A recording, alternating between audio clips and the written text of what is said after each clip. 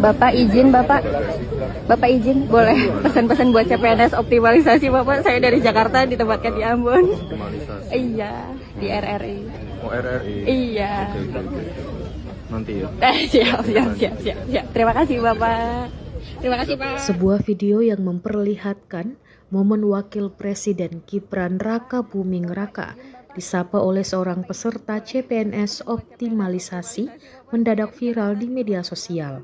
Rekaman tersebut diunggah oleh akun Instagram @bukanfufufafa pada Selasa 14 Oktober 2025. Dalam video itu, seorang wanita yang mengaku berasal dari Jakarta dan mendapat penempatan tugas di Ambon tampak meminta pesan untuk para rekan seperjuangannya sesama CPNS optimalisasi. Menanggapi sapaan tersebut, Gibran yang berada di dalam mobil sempat menjawab singkat, "Oh, optimalisasi ya." Setelah itu dijelaskan bahwa penanya akan bertugas di RRI. Gibran menambahkan, "Nanti ya," sebelum meninggalkan lokasi. Respon singkat Gibran ini menuai beragam komentar dari warganet. Sebagian menilai sikapnya terkesan tak mengerti soal CPNS optimalisasi, sedang terburu-buru, dan lainnya menganggap wajar karena situasi yang tidak formal dan mendadak. Video tersebut menambah daftar momen interaksi publik Wakil Presiden Gibran yang kerap menjadi perhatian di dunia maya.